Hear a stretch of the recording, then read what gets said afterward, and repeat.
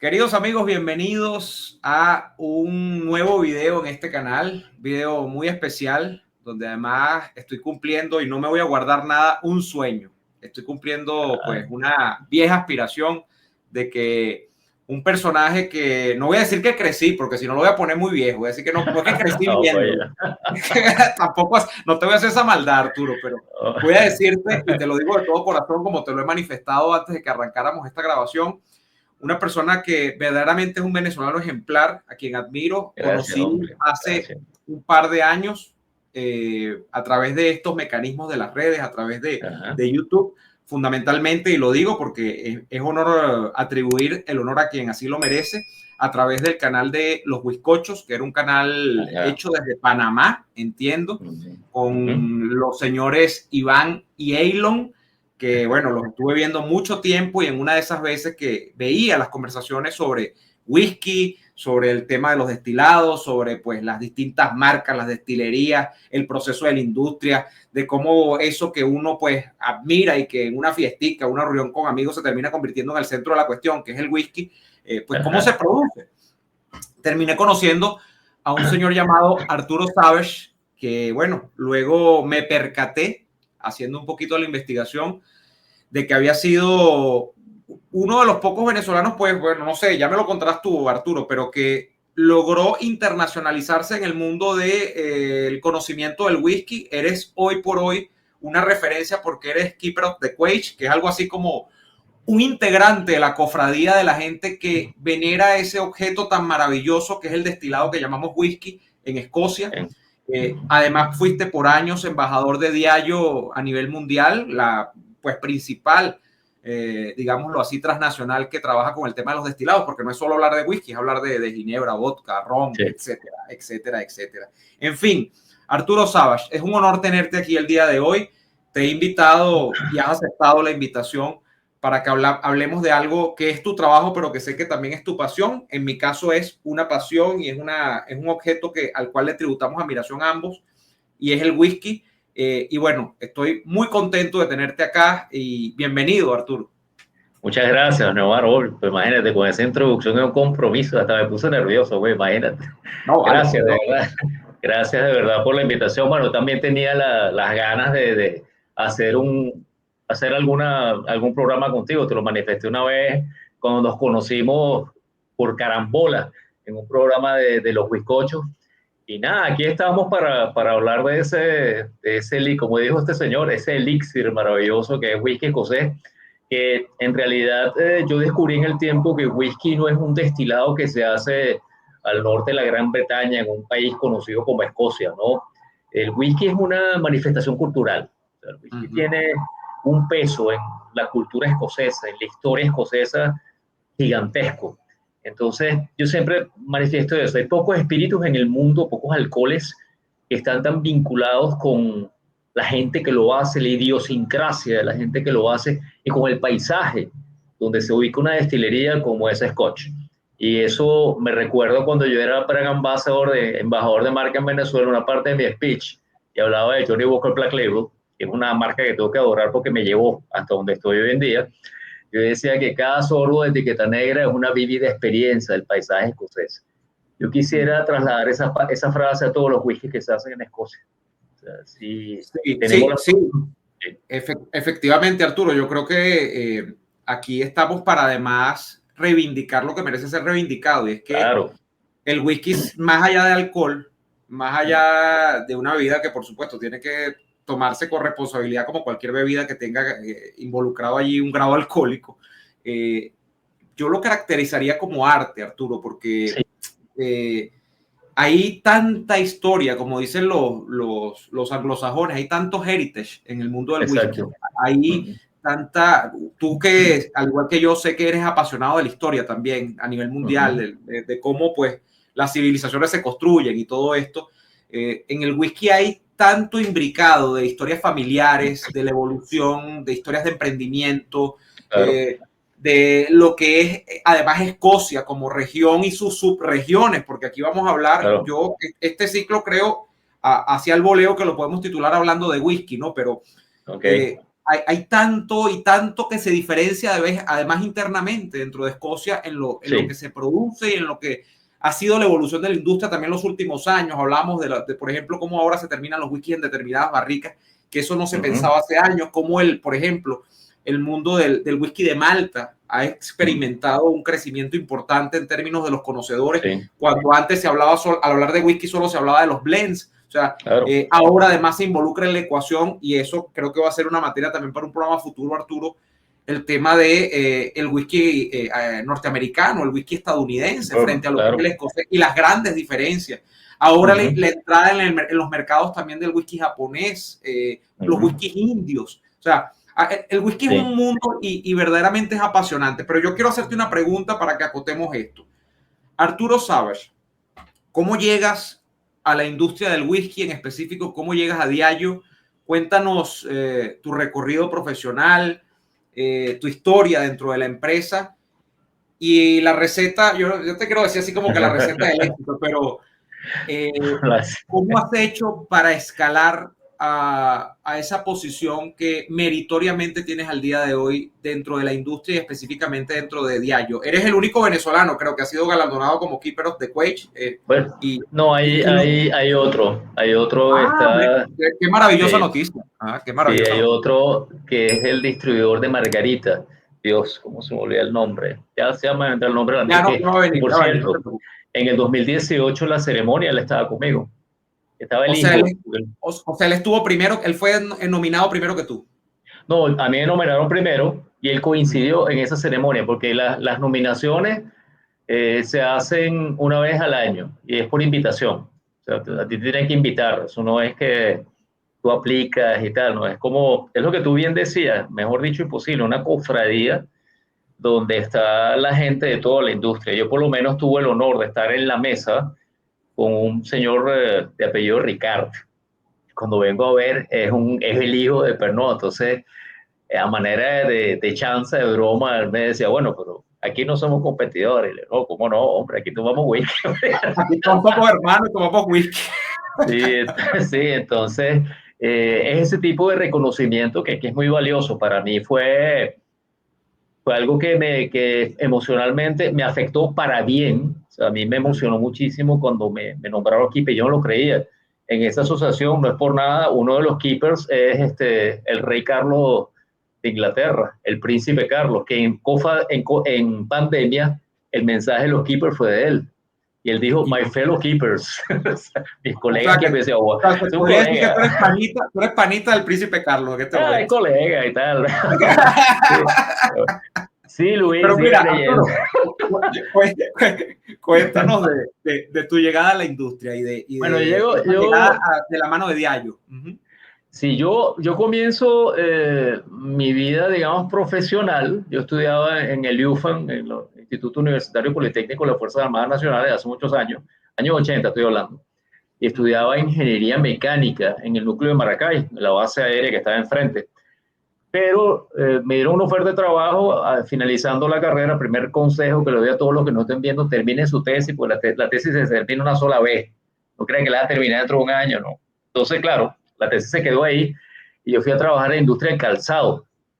No sé si esta marca les viene a la mente, Didaven. Yo trabajaba con ellos y producíamos... O sea, zapato deportivo aquella época, los zapatos para jugar futbolito, para jugar esos zapatos.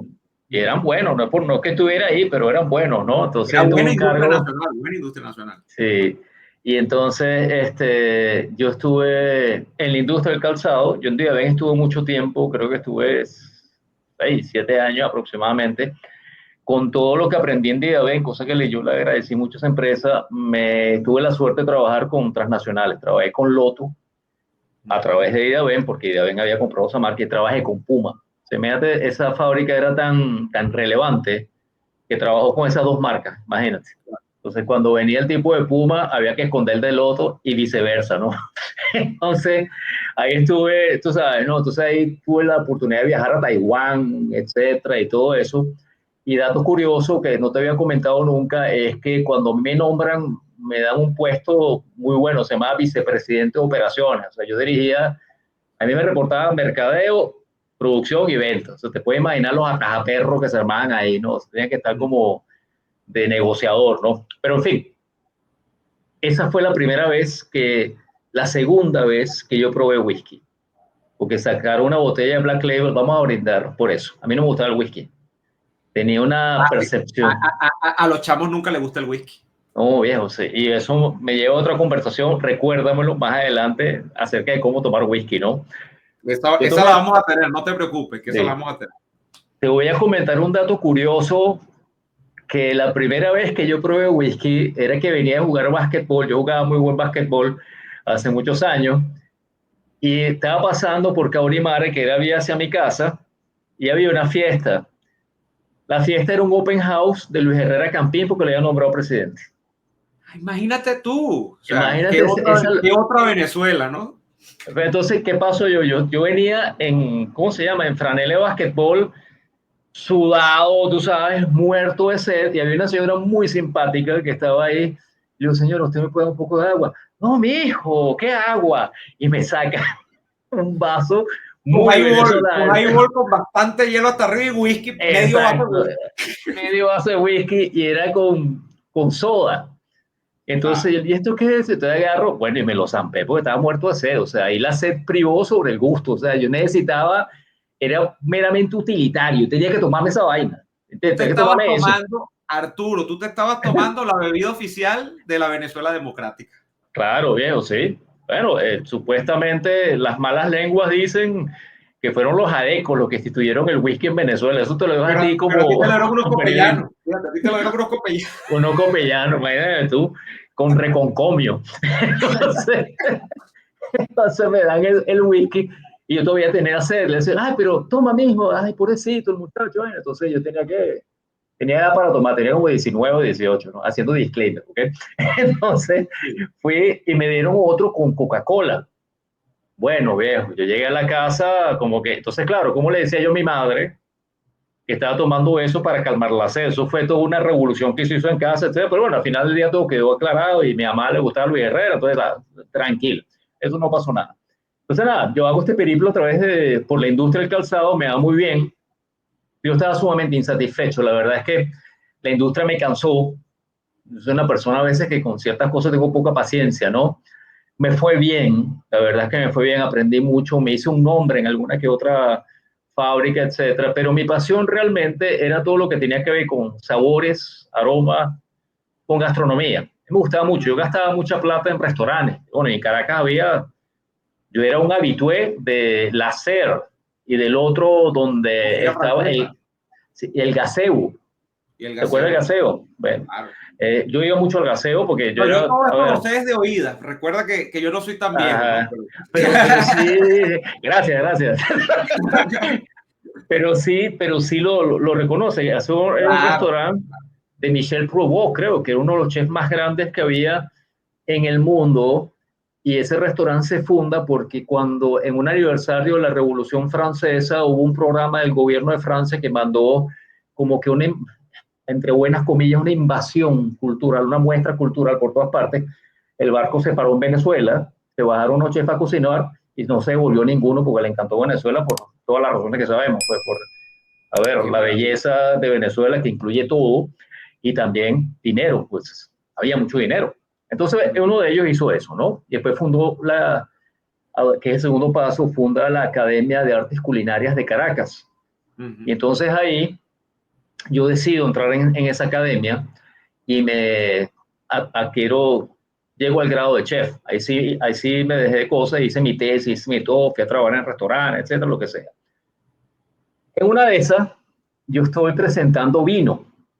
Voy a tomar era vino, pero yo sabía 2 cepas nada más, era Sauvignon Blanc y el de Nueva Zelanda, que en Venezuela había unos cuantos, y el Malbec. Yo un Malbec argentino, o sea, yo los tenía como pillados, pues esto es aquello, podía hablar muy bien, también me extendía en las explicaciones, bla, bla, bla, me vio alguien de día y yo me dice, oye, pero tú presentas muy bien, hombre, ¿a ti no te gustaría hacer lo mismo pero con whisky?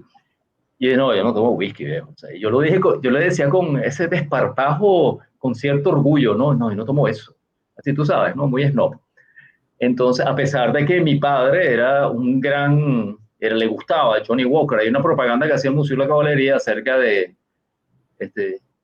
Yo tranquilo, yo tomo White Label. Yo soy el museo, yo tomo White Label. Cuando en Venezuela se permitía las cuñas de whisky, De licores, sí, sí, sí. de licores y de cigarrillos, que eran las mejores cuñas, por cierto. Hay una Sí. cuña, sí, hay una cuña de un whisky que la fueron a filmar en la estación de Inverness, en Escocia. Imagínate tú, sabes, imagínate tú eso. Bueno, estas cuñas que yo las llegué a ver en revistas viejas, Arturo, que eran todas estas publicidades de Belmont, que eran en la playa, todas las chicas maravillosas en aquella época. Sí, O sea, las mejores publicidades, efectivamente, sí. de cigarrillos y de licor. Y Y de licor. ¿Mm? Y fue Luis Herrera quien las quitó. Pero bueno. Fue Luis Herrera, por cierto, quien las quitó, sí. Esa es materia para otro programa, ¿no? Ahí. Entonces, ¿qué sucede? Yo accedo, yo digo, bueno, está bien, vamos a ver, ¿no? Pero ¿qué pasa? Pasa algo curioso porque realmente era un programa que se llamaba The Journey of Taste, que se llamaba El Recorrido del Sabor. Y era un programa que se iba a lanzar con la campaña nueva de Johnny Walker en el año 1999, que era Las Vallas Negras con un pensamiento y Keep Walking. O sea, el cambio, ¿cuál era? Antes era nacido en 1820 y todavía andando fuerte, y vivir un genio, no lo estoy diciendo con ningún tipo de sarcasmo, estoy siendo bastante concreto, bastante real en esto. Es un gran eslogan. Keep walking, y ponía una frase. Yo me acuerdo que en la Plaza Venezuela había una que decía, hoy estás dando el paso al resto de tu vida. Wow. Entonces ahí caminaba mucha gente, entonces imagínate, claro, y recuerdo la valla, Arturo, esas vallas, bueno, sigue siendo el eslogan, ¿no? De la empresa todavía, ¿no? Sí. Entonces, esas vallas eran una valla negra, no había más nada, el mensaje, había uno, y se veía a Juanito, ¿no? A Johnny de ladito a veces, o los pies. Sí, era una cosa extraordinaria. Eso es extraordinario. Y porque era muy... El concepto era, digamos, muy minimalista, era muy, como estaba como muy no quería abrumar, pero era una cosa maravillosa. Además estamos hablando, amigos y Arturo, de una época en la que Venezuela todavía pegaba fuerte en los mercados internacionales por consumo per cápita de whisky. Estamos hablando, tú me dirás, no sé, pero todavía en ese momento estábamos en los primeros puestos del ranking, ¿no? De consumo de whisky. Bueno, este programa se hizo globalmente.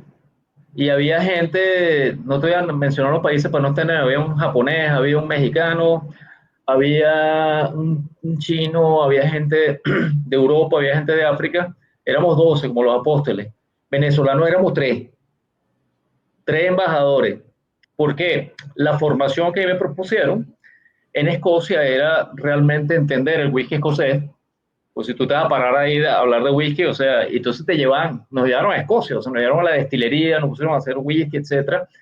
Pero la diferencia era que el perfil del brand ambassador, porque la gente, quien estaba contratando, estaba más pendiente de la imagen que tú tenías y lo que eras que lo que realmente tú sabías, ¿no? Eso es normal en mercadeo, eso pasa, ¿no? La imagen. Entonces, había un vicepresidente de un banco, imagínate tú, y había un chico que yo aprecio muchísimo, somos tocayo de nombre, y al presidente del banco también, lamentablemente ya no está con nosotros, pero bueno, se llama Arturo, el otro, y estaba el otro Arturo. Entonces, claro, éramos 3 porque se iban a hacer sesiones todos los días en el bar inglés del Hotel Eurobuilding. Quien vaya al Eurobuilding entra al bar inglés, es una belleza el bar. Y entonces nos fueron a entrenar, pero claro, la gente de Diallo quería que fueran estos 2, y ahí me tenían ahí como que peor es nada, ¿no? Entonces, bueno, mantenerlo ahí por si acaso. Pero ¿qué pasa? O sea, yo llego a Escocia y me reencuentro con lo que son mis raíces. ¿Qué quiero decir con esto? Yo viví parte de mi infancia en Inglaterra, en el norte de Inglaterra, que está de Edimburgo, está aproximadamente a 2 horas en carro. Se llama Newcastle. Bueno, y tu apellido no deja mentir tampoco. Tú eres de origen, tú tienes una parte de tu influencia familiar es británica. Es Inglaterra. De hecho, allá somos 40. Aquí en Venezuela 2 quedan. Okay. Entonces, nada, yo cuando llego a Escocia, voy al pueblo. Yo tenía años que no veía mi familia, tampoco había podido ir por tiempo, también por economía, etcétera. Y esta marca de whisky me permite esa oportunidad, y eso fue la primera conexión que tuve con el whisky por eso. Yo no había ido a Escocia en esas lides, se había ido con mi papá a pescar, él hacía fly fishing, entonces yo lo acompañaba a las tierras altas, a Highlands, ¿no? Entonces me conecto con mi familia, muy emocional, eso fue un momento pero gigantesco, etcétera. voy a Escocia. Entonces, lo primero que yo hago es comprar libros. Pero acuérdate, año 99, sí, año 99. Comprar en Amazon para mí era como decir, no, y si me roban la plata, y si me quitan esto. Eso de comprar por internet no era tan venezolano. Eso, no, eso. Entonces yo me fui al sitio y me empecé a comprar libros de whisky, ¿no? Y comencé a documentarme y tal, etcétera. Estos dos que estaban conmigo no estaban en eso porque estaban más en otra cosa, ¿no? Yo la verdad que como el whisky era un destilado y tenía sabor, bueno, esto me va a interesar. Hago mi recorrido por Escocia, visito, ¿cuántos fueron? 7 destilerías. Y cada vez que yo salía me enamoraba más, empecé a indagar en lo que es la historia del whisky escocés y dije, wow, qué equivocado estaba, ¿no? O sea, la verdad que el heritage, la historia que hay aquí, la elaboración también, y todas esas destilerías que hay en Escocia y no hay dos whiskies iguales fue algo que a mí me enamoró. Y blending también. También tuve un gran mentor mío, se llama Ian Williams, todavía vive, y él me ayudó muchísimo porque la primera presentación, bueno, al final del tour, para hacer la historia corta, había una presentación que hacerle, ¿no? A los escoceses de algo. Y yo me iba desmayando la presentación. Yo la verdad que me dio un ataque de pánico escénico y te lo juro, o sea, si te digo que me iba a desmayar, es cierto. O sea, yo sentí que hice así y toda esa gente viendo ello pasando pena, estaba la persona de diario que me trajo y tal, y yo por dentro decía, wow, si no paso esto, voy a tener que pagar este viaje, ¿cómo pago yo esto? toda esa imagínate el terror. Pero vino el tipo y se me acerca y me dice, Arturo, ¿qué te gusta a ti? A mí me gusta pescar, temblando, ¿no? Pues decía, oye, no, que me gustan los cigarros. Le dije, entonces, ok, háblame de los cigarros. Entonces yo agarro, cierro los ojos así mismo y empiezo a hablar del cigarro, empiezo a hablar de dónde son los aromas, etcétera. Me desconecté, me concentré en esa vaina, empecé a hablarlo desde el corazón. Y el tipo dijo, este es el que yo quiero. Wow. Bueno, llego a Venezuela y claro, las presentaciones se las daban a los dos colegas, me tenían como de reserva. ¿Qué pasaba? Mientras tanto, yo me estaba preparando. Entonces llegó el día de la presentación, era un libro de 60 páginas, el speech que uno daba. Uno tenía que poner un cassette de VHS, poner la historia, y tenía una presentación de PowerPoint que no pasaba. En ese tiempo, una cosa súper vintage. Uy, bueno, en ese tiempo yo no sé si era PowerPoint o era Harvard Graphics. Imagínate tú esa vaina. Se me hace más viejo todavía. Pero en fin, entonces un día llega la presentación, ninguno de los dos puede ir y lo que tú hablabas del éxito era el tema del momento apropiado, delante de la gente apropiada, pero estar preparado. Entonces yo estaba ahí. No llegar a tirar cohetes y flechas ahí. Yo llegué para que yo me sabía ese speech de 60 páginas al pelo, con comas y punto. Y tuve un gran trabajo, un gran apoyo de una persona en Diallo que me hizo coaching, me trabajó todo el tiempo para hacer la presentación. Esta presentación recuérdame, ¿era sobre Johnny Walker o sobre el mundo del whisky en general? Era el mundo del whisky porque lo interesante de esta presentación de Johnny Walker es que ellos hicieron una deconstrucción de etiqueta negra. Ellos agarraron y te ponían a catar 5 whiskies de Malta que tenían un perfil de sabor muy específico, aislado, pero eran parte del blend. Y después un whisky de grano. Pues claro, yo tenía que hablar de la destilería, tenía que meter mucho en historia, etcétera. Y a mí me gustaba mucho hablar de la parte de la historia, dónde venía todo esto, ¿no?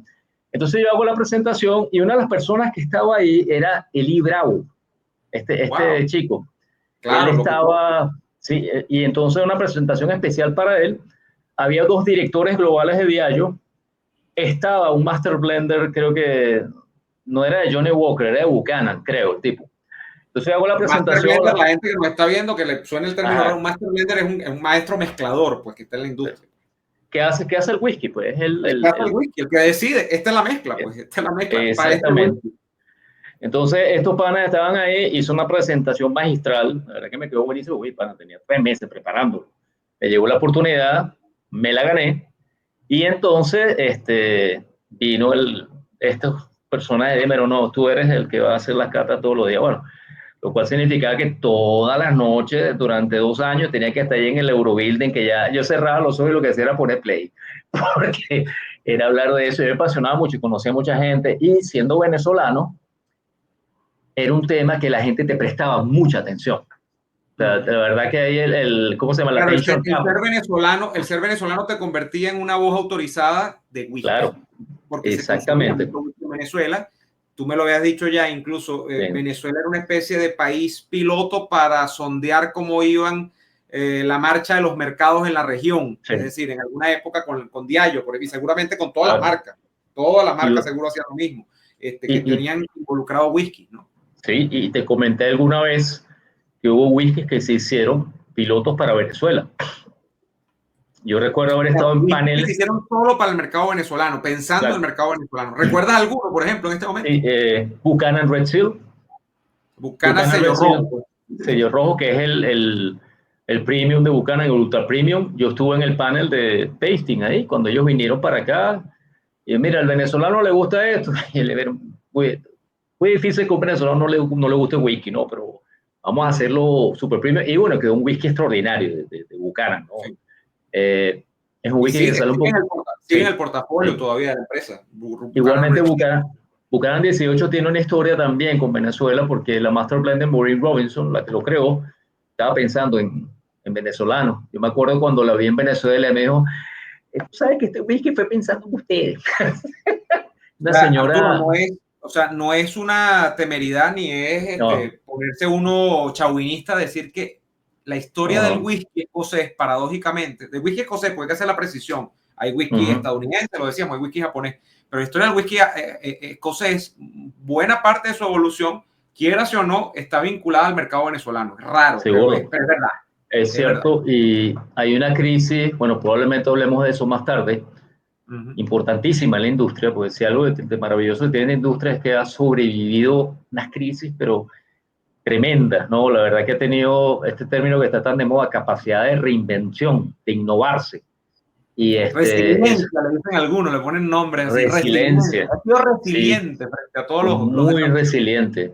Y yo creo que todo eso ha sido en aras de mantener Scotch. Pues de nuevo, o sea, lo que te decía al inicio, Scotch es una expresión cultural de Escocia. Es parte de, si hay música escocesa, hay whisky escocés, por decir algo. Si existe la gaita escocesa, está el whisky escocés. Entonces, es algo que tiene que ver mucho con la historia de Escocia. Y solo para darte un dato curioso, la división de Escocia entre Highlands y Lowlands era un tema impositivo para Scotch. De ahí nace. Eso es William Pitt, 1600 y algo. No me pidas mucha precisión en las fechas, porque yo como tengo temas con las fechas, aquí le he de dar información, pero tampoco tan purista, ¿no? Vamos a poner purista. No, lo que dice Arturo de Highland y Lowlands tiene que ver, y esto lo vamos a abordar seguramente en futuras conversaciones, tiene que ver, como les decían, que siendo Escocia el sitio que es para la producción del whisky, tenemos subregiones, ¿no? Y en esas subregiones, los whiskies de las tierras altas de Escocia, las Highlands, tienen un perfil muy marcado, que no sé, aquí tú aquí me puedes dar un chicote o me puedes dar un lepe, decir, bueno, no te diciendo disparate, pero bueno, por ejemplo, los whiskies con fuerte presencia de Jerez generalmente son whiskies de las Highlands, en algunos casos lo hay, no todos los whiskies ajerezados, digámoslo así, son de las Highlands, pero tiende a pensarse así. Y los whiskies de las Lowlands, fíjate tú, Arturo, que si me toca definirlo, son un enigma. Los whiskies de las Lowlands son más bien raros. No hay whiskies tan conocidos así de las tierras bajas de Escocia. Por ejemplo, ahorita pienso en uno, si no estoy mal, Glenkinchie es uno de los de Lowland, ¿no? Y de hecho, creo que es el Lowland emblema de Diageo, porque por cierto, yo estoy preparado. Lo tomé en alguna ocasión, el Glenkinchie no me llamó mayormente la atención, no le vi un perfil muy marcado hacia ningún lado, o sea, lo vi como un whisky, no voy a decir malo, sino que es un whisky no memorable, para mí no lo fue. Ya tú me enseñarás cómo tengo que redescubrir Glenkinchie, probablemente. Pasa que de hecho le dicen la malta de Edimburgo, ¿no? En la etiqueta, porque está muy cerca de Edimburgo, tú agarras un autobús de Edimburgo en 45 minutos estás en la destilería. Pero fíjate qué curioso, ¿no? Los whisky de las tierras bajas son whisky que históricamente responden a ser whiskies muy refinados. ¿Refinados en qué aspecto? Sus narices, su expresión en nariz a la hora de catarlo no es muy grandilocuente, no hablan alto, no muestran complejidad.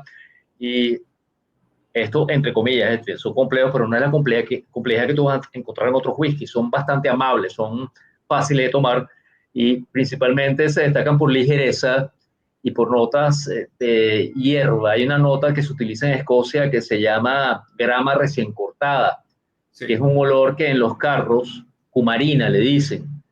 Ese olor es algo que está presente en muchos whisky de esa región. Ahora, ¿qué pasa en las tierras bajas? Sí, ya hablando de un aspecto comercial, el whisky representa un ingreso altísimo para el Reino Unido. O sea, el 5% del Reino Unido, eso fue hace 2 años, no sé cuánto. Su PIB total es del whisky. Es whisky escocés. Wow. O sea, a ver, estamos hablando de Inglaterra, Escocia, Irlanda del Norte y Gales. Estamos hablando de una economía de primer mundo. Y en el sector alimentos es el 86%. En el sector alimentos tiene el 80%. Wow. Exacto. De cada 20 personas aproximadamente, una está involucrada directo o indirectamente con la industria del whisky. O sea no es el petróleo, no es el petróleo venezolano, pero casi. Entonces whisky se ha convertido en una atracción turística. ¿Por qué? Porque se ha detectado que el 35% de los turistas que visitan Escocia, y hay muchos que visitan Escocia, van a destilerías, ya sea por curiosidad o ya sea por conocedores. Entonces, claro, la puerta de Escocia es las tierras bajas, Edimburgo. Entonces, han surgido muchas destilerías en las tierras bajas. ¿Por qué? Un dato curioso, la destilería cuando se monta de estas nuevas, lo primero que montan es como Disneylandia, montan el Visitor Center, el centro de los visitantes. Después la destilería. Entonces tú llegas a la destilería y empiezas a comprar los recuerditos, las cosas, te muestran lo que están haciendo y porque es una atracción turística. Han sabido monetizar, claro, es la palabra, han sabido monetizar. Exacto. La industria y es, más allá de un producto, hay una especie de, ¿cómo decirlo? Hay un espectáculo, un show, claro, detrás de la producción, valga la redundancia, del producto, del destilado. Exacto. Sí, yo entiendo que los tours por Escocia, además los tours por Escocia son una cosa al día de hoy, desde el punto de vista pues, de lo que implica el turismo, muy, muy deseada en muchos casos. Sí. Ojo, entiendo además, Arturo, que no es un turismo barato. Entiendo que el turismo de las destilerías es caro, no solamente por lo que implica un producto como el whisky, que no es un producto elitesco. Es mentira decir que el whisky es un producto elitesco. Es costoso, sí, pero no es elitesco. O sea, no está acotado solamente a un sector muy, muy privilegiado de la población socioeconómica, sino que el problema, creo yo, Arturo, que hay con las destilerías es su ubicación. Son ubicaciones hostiles en muchos casos, ¿no? Tú que te conoces Escocia de arriba para abajo, de la derecha para la izquierda, de la izquierda para la derecha, creo que puedes dar fe de esto, ¿no? Que en muchas destilerías están verdaderamente inhóspitos, prácticamente, ¿no?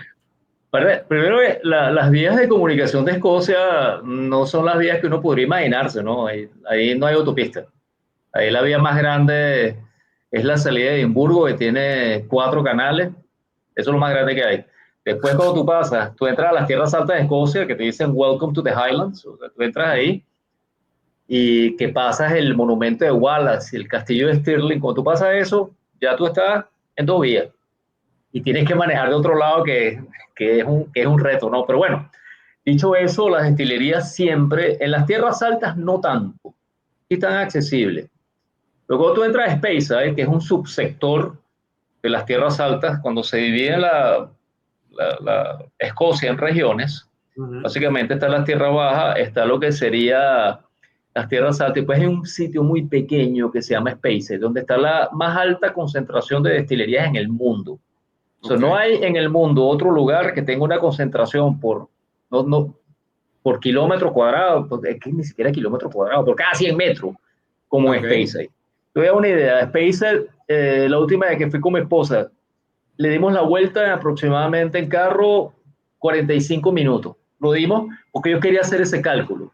Entonces llegamos a la entrada que se llama Tufton, dimos la vuelta y llegué. Hay 51 destilerías. 51. Y hay un recorrido que puedes bordear en 45 minutos. Exacto. Puede ser más.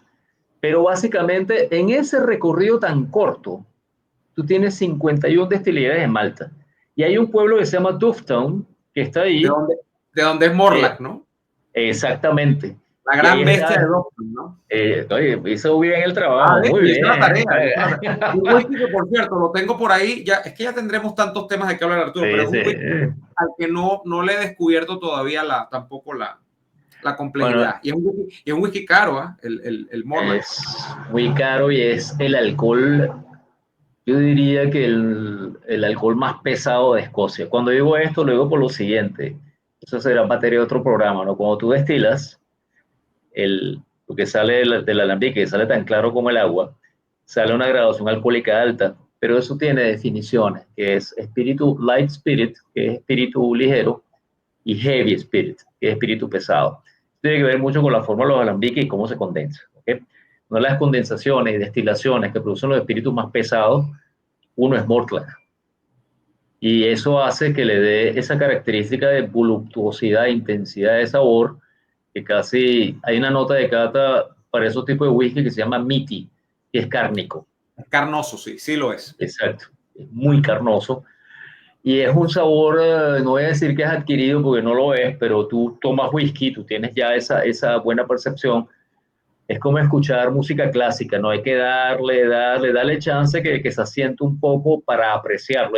Pero cuando lo descubres, es un alcohol de una complejidad en lo que sería el umbral de las frutas pasas, de la fruta madura, que lo hace muy complejo. O sea, y ahí hay notas de uvas pasas, sultanas, que es la pasa rubia, higo seco, lo que en Venezuela llamamos orejones, que es albaricoque seco. Todo ese espectro está ahí y hay notas de torta de Navidad. También lo que pasa con Mortlach, no lo que pasa, lo que es Mortlach, que ellos añejan casi que exclusivamente en barrica de Jerez. Entonces, ahí se da una alineación de planetas para conseguir ese meatiness, ese cárnico, que es el espíritu que es pesadísimo, en una barrica de Jerez, que también Jerez es muy invasivo. Jerez tiene muchos congéneres, el roble europeo es poderoso, o sea, habla duro, y en el momento en que las líneas coinciden, probablemente no nos entienden los amigos que nos están escuchando, pero hay un momento en que la barrica llega a un punto en que está balanceado con lo que salió del alambique, con lo que ofreció la barrica. No sé si me explico. Hay un balance ahí. Ese punto es bastante lejano, porque lo que sale del alambique es muy poderoso. Pasa también con los whiskies ahumados, como Lagavulin, Colil, Talisker, Altec, Lafroig, you name it. Para que nos entiendan, lo que sale del alambique, que es este destilado que no ha sido añejado todavía, es lo que podemos llamar un new make, ¿no? Es el alcohol, el primer alcohol, digamos, ese alcohol virgen, digamos, que acaba de ser, bueno, no es virgen, pero digamos que es lo primero antes de arrancar el proceso de añejamiento en barrica. Es eso que tú estás diciendo, o sea, es ese principio. Y luego hay dos, Arturo, porque ya estamos entrando como en lo que sería el proceso de la industria. Luego hay dos vertientes fundamentales para entender Escocia, que a partir de las barricas, aunque ahora eso se ha complejizado mucho más porque tú me decías incluso antes de arrancar a grabar que la legislación escocesa ahora prevé que se involucren más tipos de barricas que antes estaban prohibidos, pero fundamentalmente en Escocia se añejan los whiskies o barricas que vienen de la industria de los Estados Unidos de Norteamérica que son usadas en el whisky americano, que es el bourbon, fundamentalmente el rye, pero fundamentalmente es bourbon lo que se utiliza en Escocia. Aprovechando esa legislación, bueno, por cierto, que no es una legislación muy estricta, o sea, tú en Escocia puedes usar barrica nueva, no tienes problema. Lo que pasa es que la legislación del Reino Unido es por, ¿cómo se llama esto? Jurisprudencia. Yo no soy abogado, pero es eso, cosas que pasaron antes y se vuelven ley. Eso. Entonces, por costumbre, es por fuerza de la costumbre. Exactamente. Entonces, por fuerza de la costumbre, se usa bourbon, pero está abierto totalmente, que es parte de esa legislación, que más que una legislación fue una aclaratoria, porque esa legislación abordó otros puntos, como por ejemplo la denominación de los whiskies. Pero básicamente, esta costumbre se basa en una legislación que esa sí está tan rigurosa como la de Scotch, del bourbon, que te dice que tú puedes añejar solamente, tú puedes madurar solamente en barrica nueva. Tú en bourbon tú no puedes rehusar la barrica. Entonces, ¿qué vas a hacer con esa barrica? Bueno, los escoceses aprovechan, la compran, y no solamente los escoceses. Si tú vas a cualquier destilería de ron en Venezuela, tú puedes ver barricas, nombre de destilería. Eso es bueno que lo dices, Arturo, porque la gente no sabe de dónde viene. Y en la industria de los destilados, amigos, del ron y el whisky, fundamentalmente son los dos grandes destilados que la gente busca en Venezuela. Ahora, bueno, hay un campo ahora con el cocuy también, pero eso es hablar de otras cosas, ¿no? Y tendríamos que hablar del agave, podríamos irnos más a hablar de los tequilas y otras cosas. En el ron y el cocuy, como tú has dicho, la barrica más utilizada es las barricas vienen de los Estados Unidos, de la industria del whisky estadounidense, que por cierto, no es tan amigo de nuestra industria nacional. O sea, no hay tradición de bourbon en Venezuela. Es un producto que yo tengo como 5 años tomando. Yo soy gran fan del bourbon también. Tengo alguna, no voy a decir conocimiento, pero sí tengo mis pistas sobre el tema de la industria del bourbon porque me gusta muchísimo. Es un producto más emparentado en la familia de los sabores con el ron que con el whisky escocés. Absolutamente. Por eso que cuando a mí alguien me dice, Arturo, a mí me pasa muchísimo. Yo quiero sorprender a alguien, le digo, sea un pana, una chica, por ahí una cosa. Yo le digo, mira, ¿qué te gusta a ti? No, que yo no tomo whisky. Yo le dije, pero tú tomas ron. Y le vengo con un chupito de bourbon. Y dicen, ¿qué es esto? ¿Qué es maravilloso? Y me encanta el bourbon. Y es un gran desconocimiento que hay acá de eso, pero ese es un tema para otro programa también. Pero bueno, la industria local nuestra del ron usa muchísimo esta barrica. Pero en Escocia se usa también, o sea, los whiskies se usan para poder añejarlos, usan, la mayoría de las barricas son barricas de ex-bourbon americano. La otra parte, porque yo sé que eran dos caminos, viene de estas barricas de roble que se usaron para la maduración de Jerez europeo. Exacto. Ahí está involucrada Francia, España, hay distintos países de Europa que trabajan con Jerez y venden esas barricas a la industria escocesa del whisky. Claro.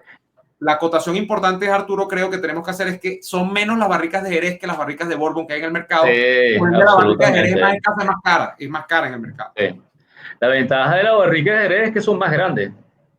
Entonces, además, claro, tú te compras una barrica de Jerez y en términos de capacidad de volumen que puede entrar en la barrica, es como 2 de bourbon.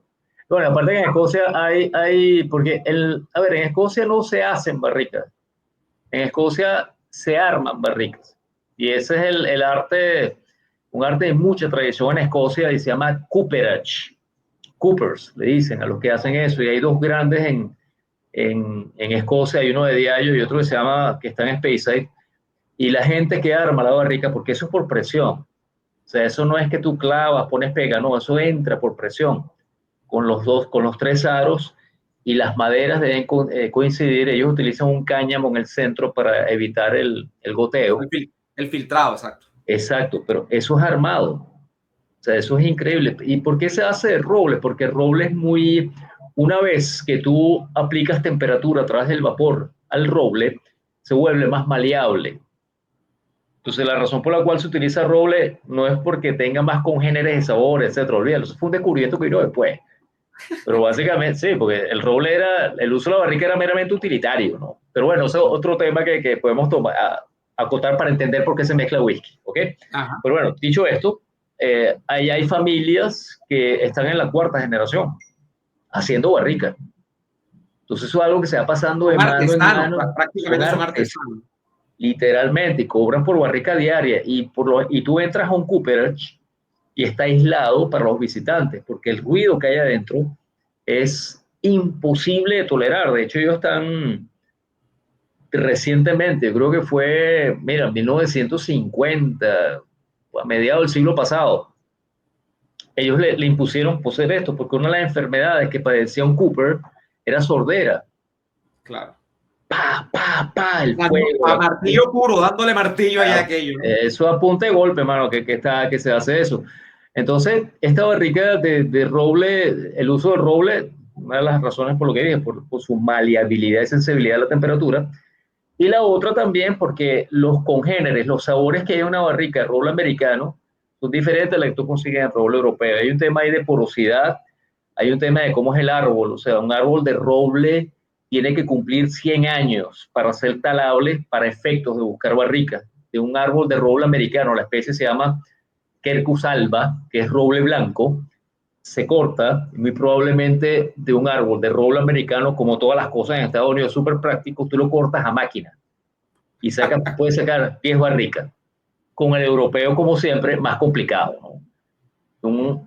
El europeo tiene que llegar quizás a 120 años y son varias especies, Quercus petrea, y Quercus-Robur, sobre todo en lo que es el sur de Francia, limítrofe con España, hay unas grandes,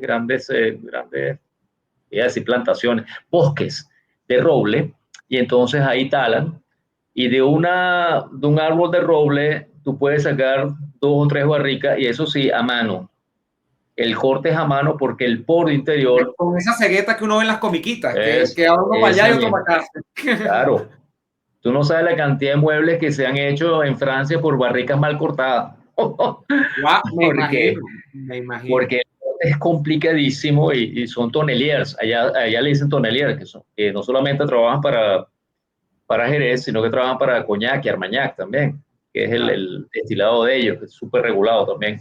Entonces, esas barricas, por su composición interior, que básicamente las que le interesan al whisky, se llaman lactones y ligninas, ¿ok? Y esos son elementos que van a transformar los sabores. En el caso del roble americano, esto dicho muy resumidamente, los whisky que ahí se añejen van a tener una característica particular que van a ser bastante claros en color, ¿ok? Y las el notas gusto, Arturo, ¿cómo diferenciamos hacia dónde nos tiran las notas del roble americano y hacia dónde sí. el roble europeo? Eso es interesante. El roble americano siempre se va a ir hacia la cremosidad. Cuando tú hablas de cremosidad, te estás refiriendo a notas de coco, de nueces, de almendras, de avellanas y algo cítrico que puede pasar, pero no con mucha frecuencia. Una nota de cata que te va a sorprender y es algo que yo aquí en Latinoamérica me han nombrado mucho, que es cambur, guineo. Sí, totalmente. Totalmente. Uno lo ve muchísimo en Jack Daniels, en Jim Beam, todo, en los Bourbon. En los Bourbon clásicos, la nota de cambur está siempre, Sí. banana. Y en rones jamaiquinos, por un tema de fermentación, pues esas notas se desarrollan durante la fermentación, está muy presente. Y el bourbon te ayuda a subir eso. Entonces, whiskies de Malta que presenten esa nota, bueno, Dalwhinnie, que lo estuvimos conversando, que es este que está acá, y de Singleton, a veces tú puedes inferir dependiendo de la edad, porque dependiendo de la edad, el ensamblaje es diferente. Ahora, probablemente pienso también, Arturo, en Cardú, que es tan dulce, ¿no? Sí, sí, Cargo, excelente ejemplo. Cargo es muy bourbony, así le dicen, ¿no? Muy aburbonado. Y el bourbon en general, más que estas notas que tú acabas de decir, yo creo que lo podemos decantar en que es más dulce. Es dulce, Sí, es ese dulzor, ¿no? Y esa cremosidad que tú acabas de describir también, ¿no? Entonces, whisky es dulce, la influencia de bourbon es alta. Y si vamos al roble europeo, ¿en qué pensamos? La otra diferencia también, antes de saltar a europeo, porque vamos a tocar esa nota, es madera, que es esa parte en bourbon, no es tan presente como la vamos a encontrar en el europeo. En el europeo, lo que va a brillar, más que por los congéneres de la madera, sino por el uso previo, va a ser notas relacionadas al vino. ¿Pero a qué vino? Va a ser notas relacionadas a pasas, higos secos, sultanas, orejones, ¿cómo se llama esto? Albaricoque seco, ese tipo de cosas, y notas de vino, pero también vas a tener cierta astringencia producto de la invasión de la madera. El roble americano, el roble europeo, o hablemos de barricas de ex Jerez, es muy delicada de usar porque el límite que marca el éxito del fracaso es casi que invisible. Entonces, si tú te pasas de maraca, pues un término venezolano, utilizando barrica de Jerez, tú vas a tener un whisky con notas de madera, por lo general, no muy agradables. No, te vas a ir a una astringencia, una sequedad total, que bueno, para el mundo de los entendidos dirán, eso es funk, pero otros dirán, no, eso no es funk, eso es intomable. Yo diría que son unos whisky muy secos, ¿no? Lo que tú dices, y las notas de vino están allí. Hay unos que marcan el vino muchísimo. No sé si nosotros podemos mencionar marcas aquí o no sé, porque ya... Sí, hombre, tú tienes grandes marcas. Glendronach es una marca, bueno, esa pero el más conocido por estatus, digamos, de esto es Macallan. Pero no es, vamos a coincidir en que no es el mejor representante y no es por tirarle a la competencia ni nada. No. Hay whisky con Jerez mucho más marcado que Macallan, ¿no? Y Macallan lo maneja bien, definitivamente. Bueno, de hecho, hasta muy pocos años ellos decían, ¿cómo se llama? Exclusive Sherry Oak. Sherry Cask, decía, exclusivo de Jerez. Y si lo manejan ahora. Ellos no usaban, ahora están mezclando, ahora hay mezclan claro, dos tipos de barrica, tal, no pero antes era de puro hecho, una de las grandes expresiones de Macallan es Fine Oak, y eso es Bourbon, por más que yo sé, ¿no? Pero sí, acuérdate, en Escocia no hay whisky malo, viejo. O sea, en Escocia todos los whiskies son buenos, hay unos que son, lo que pasa es que hay unos que son muy buenos, ¿no? Y tienen el caminante mucho más, no, mentira, eso es. No, yo creo que el corazón. no, y que hay un tema, Arturo, definitivamente el mundo del whisky. Yo creo que vamos a tener, yo no sé cómo vamos a hacer, porque aquí ya tenemos casi una hora y tenemos tantas cosas por desarrollar, pero yo creo que hay una conclusión importante. No hay whisky malo, pero es que fundamentalmente no hay whisky malo porque el whisky es un universo, cuando tú te metes en él, que es tan distinto dentro de lo que puede ser catalogado como whisky, que es dependiendo del consumidor. Yo tengo amigos que son fans por ejemplo, de whisky muy dulce y tú le pones allí por delante un whisky ahumado, le pones algo que sacaste de Ayla y te dicen, yo no puedo tomar, ¿qué es eso? Te dicen, eso es un freno de un caucho de gandola, dicen, eso yo no puedo con eso. Y a mí me encanta, por ejemplo, a mí me encanta. Y esa nota de caucho gandola es la que me llama la atención. Esta justamente la que estoy buscando. Bueno, pienso por ejemplo en Lafroig y esas notas que hay que son tan extrañas y Lafroig ni siquiera es caucho de gandola. En Lafroig tú vas a lo medicinal plenamente. Entonces te sientes como meter un consultorio odontológico con Lafroig. O sea, o piensas en Arbet y son whisky que si tú no tienes no has entrado, digamos, en el universo completo y llegas a ese, entonces te desagrada y dices, esto no sirve. No, y no es así. Bueno, hay una expresión que es culila, se dice. Culila, y sí, claro. Tú lo hueles y eso te huele, como bien tú decías, a consultorio médico, sala de emergencia. Y básicamente la razón de eso es que dentro de esos componentes que dan ese aroma, se llaman fenoles. Y uno de los fenoles más importantes para ese efecto se llama eugenol. Y eugenol es lo que te ponen aquí, cuando la pasta de las caries, esas cosas. Ajá. Y eso es lo que te huele el whisky. Entonces la gente dice, wow, pero qué poco atractivo. No, muy al contrario, eso es lo que le da rareza. La Lagavulin es un exponente extraordinario, Talisker también, que te muestra esas notas de eugenol. Y esas notas de eugenol pueden evolucionar de acuerdo al whisky que estemos hablando y a su elaboración, por supuesto, a notas de algas, a notas de una nota de cata muy escocesa que era fogata frente al mar, ese olor. Hay una nota de cata que me recuerda mucho a Venezuela cuando hacíamos parrilla, que tú le agregabas cerveza y salía el olor. Eso es un olor que emerge de ahí. Entonces, la variedad de whisky que hay en Escocia es gigantesca. ¿No? Conozco a alguien, no existe alguien que te diga que yo probado todos los whisky de Malta de Escocia, no existe. No, porque una destilería de yo creo que tú, bueno, me estás cayendo un pedestal porque hasta hoy yo te tributaba Arturo he probado todo lo que existe. He probado muchas. Lo que pasa es lo siguiente, en Escocia hay 146 destilerías en este momento y de esos 146 tú puedes sacar sin ningún problema 15 o 16 expresiones. ¿Cuántos whiskies hay? Por destilería, exacto. Exacto. Estamos hablando, hagan la cuenta, estamos hablando de 600, 700 whiskies en el mercado actualmente, más o menos. Yo creo que llegan a 1000. Yo creo que deben llegar a 1000. Sí. Entonces, y después están las ediciones especiales, etcétera. Entonces, hay mucho que explorar en la industria. Tú, por más que pruebes, probablemente tú te hagas un perfil, ¿no?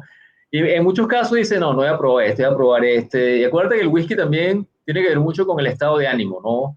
A mí hoy en día, de todos los whisky que tengo ahí, que tengo bastante, hoy me provoca, bueno, te decía, hoy me estoy tomando Dalwhinnie. Dalwhinnie. Yo, ¿sí? Talisker. Este es Talisker, okay. Juego de Tronos. Juego de Tronos. Exacto. Pero, bueno, pero tú tienes que darme el secreto. ¿Es el mismo 10 o no? Porque dicen mucho que es el 10. No es el 10. No es el 10. No, si no estaría marcado 10. Ese es un punto importante, ¿no? Que hay gente que asume cosas. Yo creo que con esto podemos ir cerrando, porque esto nos lleva a la pregunta esencial, Arturo. Ajá. ¿Qué es whisky escocés en sentido reglamentario? Y lo digo por la asunción que hace mucha gente de cosas que no están declaradas en una etiqueta o de la botella o en una caja o en un estuche como este. Por ejemplo, la asunción más clásica que hay, que es un error, la gente que toma whisky, es que a whiskies que no tienen edad declarada le impostan edades, porque tú toda la vida has creído que eso es así y porque en la industria venezolana, además, en el mercado más que en la industria, en el mercadeo más que en el mercado, en el mercadeo venezolano, que el whisky se convirtió en algún momento sus diferentes expresiones respecto a las edades en un símbolo de estatus social. Entonces nosotros asumimos que teníamos que ponerle edad a todas las marcas. Y entonces, bueno, se hizo famoso, y aquí voy con marcas a nombrar, para desmontar un mito que yo tengo años diciendo que la gente no comete el error. El White Label de Dewar's, que no, eso es 8 años. El Black and White de Buchanan's, eso es 8 años. Tenemos varios. Grants también tiene su expresión, NAS, el clásico Grants rojo también, eso es 8 años. Y tú vas para restaurantes, bueno, Something Special, que digamos es como un premium dentro de los NAS, también es 8 años. No, dice, no, tiene más de 8, tiene 10. ¿Qué pasa con esto, Arturo? Nosotros tenemos un error grave con el tema de ponerle, esos whisky no son, ¿qué edad tienen esos whisky? ¿Y qué es lo que podemos llamar whisky? ¿A partir de qué edad podemos llamar whisky en Escocia? La definición de whisky es esta, o sea, en línea, ¿no? En bullet points, ¿cómo se dice eso? En línea, pues, ¿ok? Exacto. Básicamente, el único whisky que se puede hacer legalmente en Escocia se llama Scotch. Y eso pasa por una serie de procesos que te voy a mencionar, ¿no? Aparte que la regulación dice que es la legislación escocesa que se basa en la de la Unión Europea, dice que es la receta de los cereales, que en términos técnicos se llama mash bill, que es la receta de los cereales, son cereales, ¿ok? Debe ser destilado, debe ser diluido al 40% y punto, y se añeja, debe pasar por madera. Los tiempos en la Unión Europea no están tan definidos, pero en Escocia la definición es tal cual. Pero después hay dos vertientes en esa definición que va al whisky de malta y al single grain, al whisky de grano. ¿Cuáles son? La del whisky de malta. La receta de cereales, el mash bill, tiene que ser 100% cebada malteada. Todo su proceso, que consiste en malteado, fermentación, empastado, fermentación, destilación y añejamiento, debe llevarse a cabo en territorio escocés. Y ese añejamiento debe ser no menor a 3 años. El whisky, para que sea legal, tiene que ser 3 años más un día. ¿Ok? Después está el whisky de grano o el single grain. Ajá, importante que se me pasó, la destilación se tiene que llevar a cabo del whisky de Malta en pot still o alambique artesanal. Eso tiene un impacto importantísimo, porque si entre las 146 destilerías que existen en Escocia no hay 2 whiskies iguales, una de la parte del proceso que contribuye a esa diferenciación va a ser el alambique. Igualmente en Escocia no hay 2 alambiques iguales. Y claro, si tú por mala suerte, tú estás reparando un alambique, se te cae o cualquier cosa, se golpea, sigues trabajando y te hace un mejor whisky, los alambiques los próximos 100 años van a tener ese golpe. Wow. Y esta historia es real. Eso es así. Hay una destilería que se llama Cragganmore, que es el corazón de Old Parr. Seguramente cualquier persona en Venezuela lo pruebe y le gusta porque es Old Parr.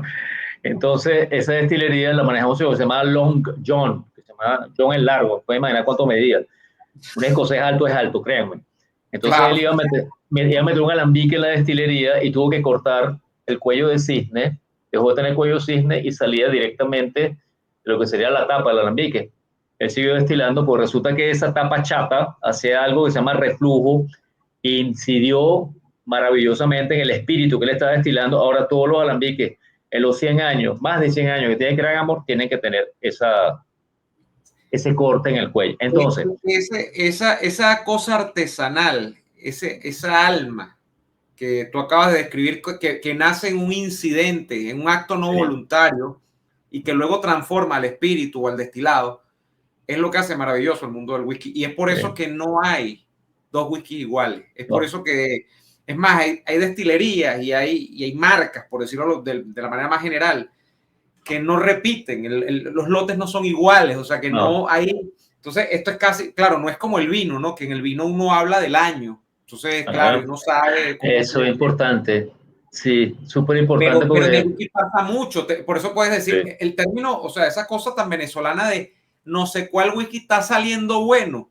¿Te acuerdas? ¿No? Ese está saliendo bueno. Una invención, ¿no? Porque la industria se ha computarizado y tú me lo contabas, ya las máquinas además repiten un patrón que es prácticamente, sí, el master blender, el master distiller tiene un rol y crean la mezcla y tal, y no sé qué, pero ya el proceso se ha automatizado a un nivel en el que hay una curva que tú me decías que ya está grabada en las máquinas, y la máquina reproduce el patrón para emparejar los lotes. Pero hay diferencias sutiles, y pasan cosas, y eso es lo que hace bonita la industria del whisky. Y la máquina no tiene la habilidad de escoger, ¿no? Que eso lo hace el master distiller. La máquina básicamente va a preservar ese descubrimiento que tuviste a la hora de hacer el blend. Entonces, la única diferencia que hay entre una destilería de 1600, del siglo XVII, pues más o menos con las destilerías comienzan a trabajar con cierta intensidad, y la de hoy en día es que hay una computadora. El resto sigue igual. Y de hecho, una destilería de Malta la manejan 3 personas. Solo 3 personas. Solo 3. Después trae a alguien que puede las barricas, que haga lo que llaman de gorgemot, que es el descanseado, el escanseado barrica, esas cosas. Pues es muy poca gente que maneja. Esa es la destilería. Yo cuando llegué la primera vez me imaginaba que había 1000 personas y no, había 3 gatos, literal, 3 gatos. Las instalaciones son grandes, pero son 3 personas. Las de Malta son una instalación que está muy relacionada con la granja, porque toda la destilación en la época, cuando comienza a verse la época dorada del whisky escocés, que es 1800 en adelante, funciona en granjas, porque en las épocas que había cosecha pobre, se hacía whisky, y también se hacía whisky para que los granjeros pagaran el alquiler por el terreno que ellos estaban usurpando. O sea, ¿no? Básicamente hay lo que se llama un landlord, que es el dueño de la tierra. Sí, un landlord es un terrateniente, pues un latifundista. Exacto, latifundista, y tenía sus campesinos, y los campesinos tenía una especie de pisatarios o de medianeros, no sé, porque allá depende del tema que tuviesen, el pisatario, el medianero, el aparcero, había otro. O sea, hay una cantidad de términos que tienen que ver con personas que usufructúan la tierra, por decirlo de alguna manera.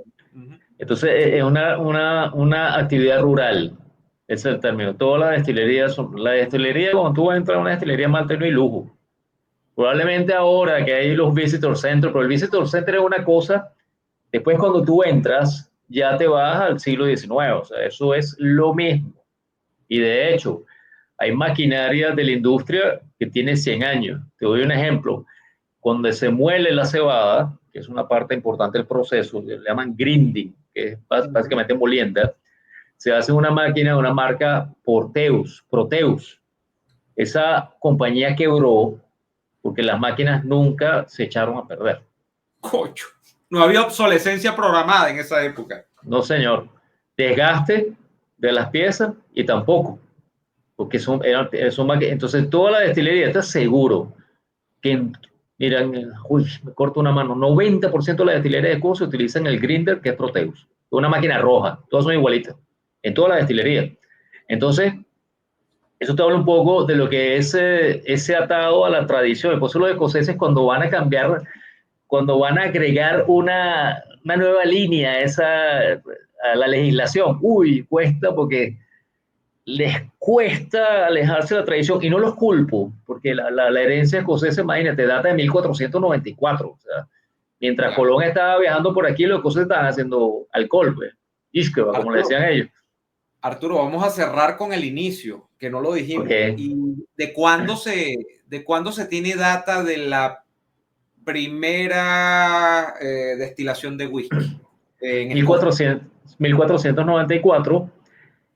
Hay un documento en la Cancillería escocesa donde reza palabras más o palabras menos, a veces lo digo al caletre como está escrito, pero dice 8 bols de Malta para hacer aquavit, comprados por el fraile John Corn para el rey Jacobo, para un rey escocés. ¿Okay? Un bol es una medida escandinava, haciendo la equivalencia a lo que sería un bol hoy en día de Malta. De ese bol tú sacarías más de 150 botellas, de 750 ml. Este tipo estaba pidiendo 8.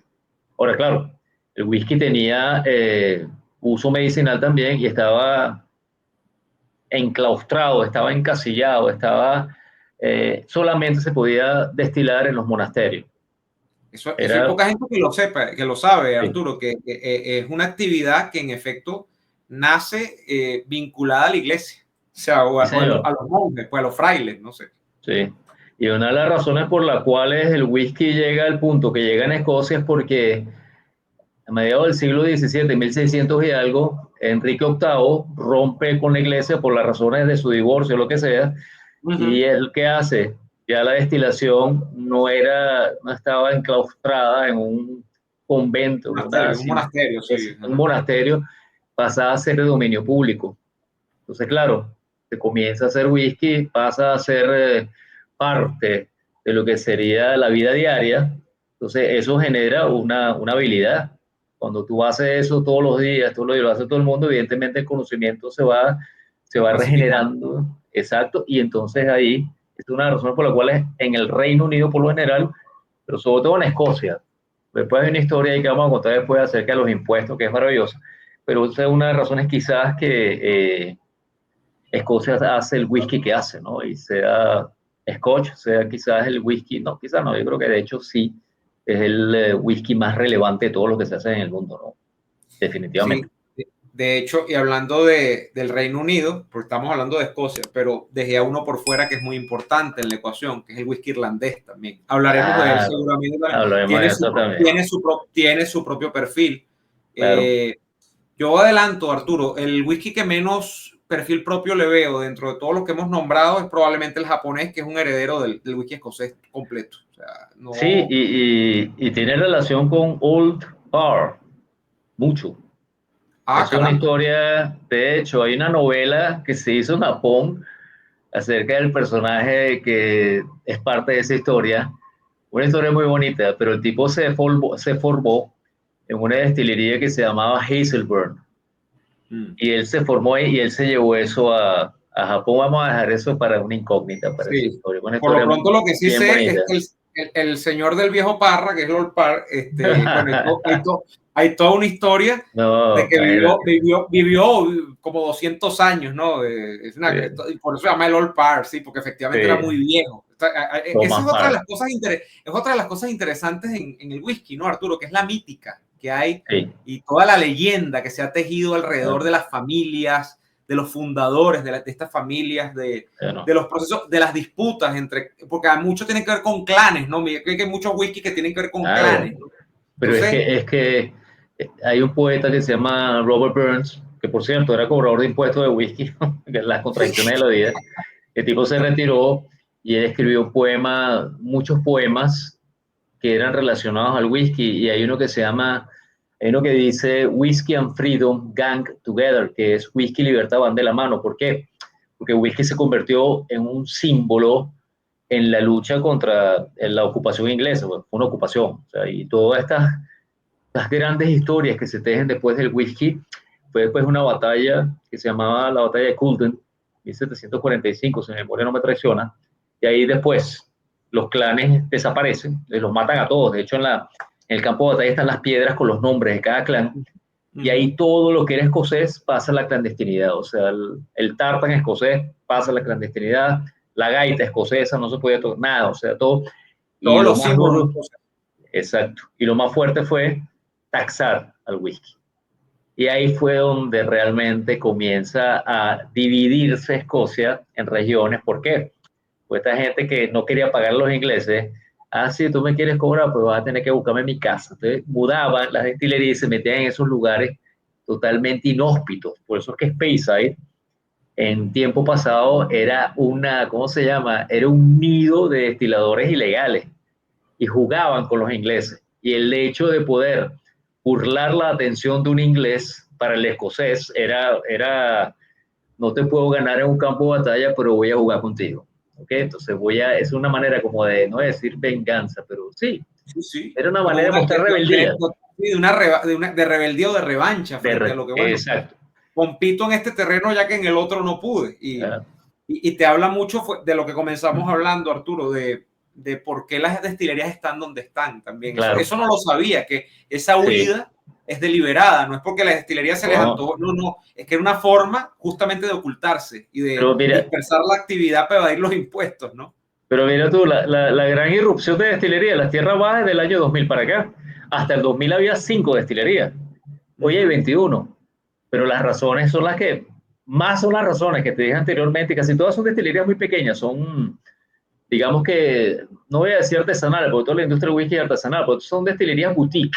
Eso es un término que se usa mucho. Una destilería pequeña. O de producción más limitada, que las otras están masificadas. Sí, por lo menos Glenkinchie te lanza 3 millones de litros de alcohol al año en una destilería pequeña. Lindores Abbey, una historia muy linda, que está por ahí, que está en la abadía. Fíjate, esta destilería que bien la montaron.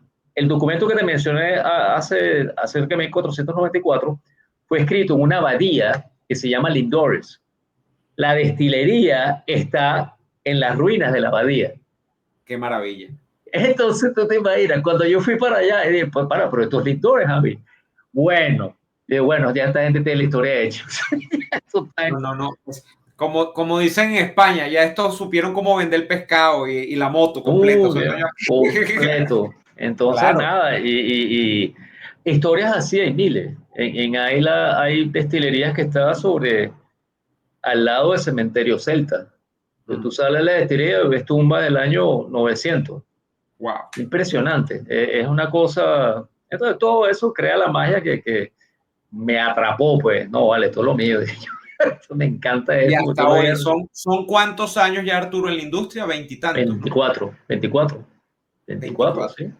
Señor. Bueno, este caballero que se llama Arturo Savage, ustedes lo ven allí, que sabe tanto y que sabe aún más, pero que bueno, que hoy tenemos que dejarlo hasta acá, porque esta conversación ha sido enjundiosa, ha sido abundante, ha sido verdaderamente edificante. Yo he disfrutado un mundo, Arturo. Te tengo que agradecer reiteradamente por aceptar la invitación a compartir este rato.